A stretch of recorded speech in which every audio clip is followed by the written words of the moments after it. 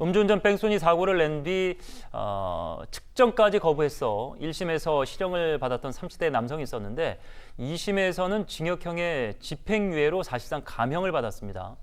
감형 이유가 그런데 굉장히 낯섭니다. 국내 최초로 시도한 치유법원 프로그램 때문이라고 하는데 국내에서 처음 시행됐다고 하고 뭐 이 프로그램을 통해서 어떤 뭐 약속을 이제 피의자가 하면은 감형을 받게 되는 그런 내용이라고 하는데 묶어서 좀 전해주셔야 될 게 이해가 잘 안 되는 부분이 많네요. 네, 그렇습니다. 왜냐하면 이제 지금 이 해당자는 이미 2011년, 2017년도에 음주운전을 해가지고 벌금형을 받은 그 전력이 있고요. 예.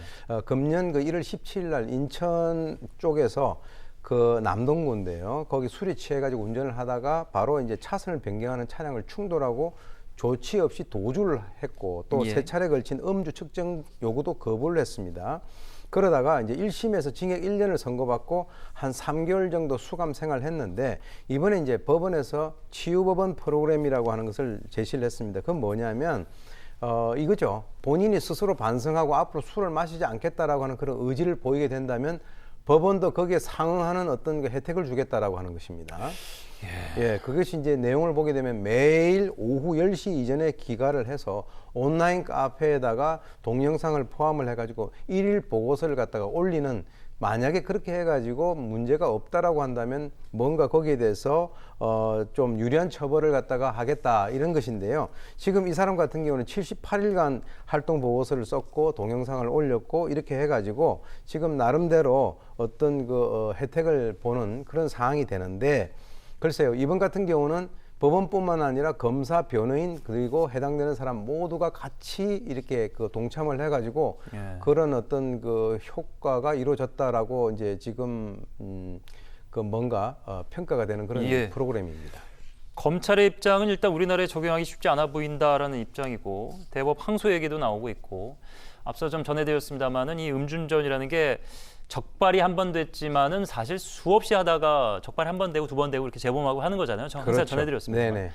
그럼 이게 반성을 했다고 해서 과연 그것을 믿고 이렇게 면죄부를 주는 게 합당한지 이제 개인적인 질문을 저희가 드릴 수밖에 없겠습니다. 네, 거기에 대해서는 여러 가지 의견들이 있습니다. 우리나라 같은 경우는 윤창호법이라고 하는 것을 만들어서 음주운전자들에 대해서 강하게 처벌하고 또 이번과 이와 같은 프로그램을 또 통해서 좀 더 이렇게 약하게 처벌하는 이런 두 가지 어떤 방법을 쓰고 있는데 일단 말씀드리고 싶은 것은 이 제도라고 하는 것이 완전히 정착된 것이 아니라 실험적인 것이다라고 하는 것이죠.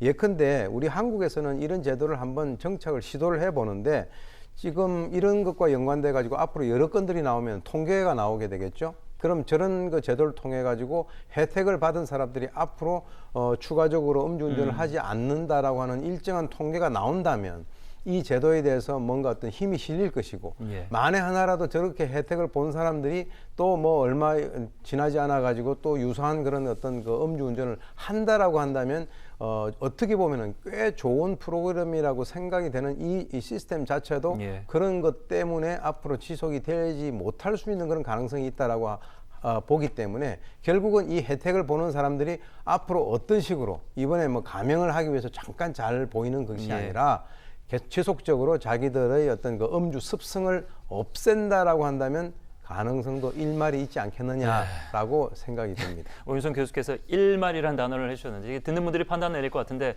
저 역시도 과연 그것이 가능할 것이냐 좀 회의적인 생각이 들기도 합니다.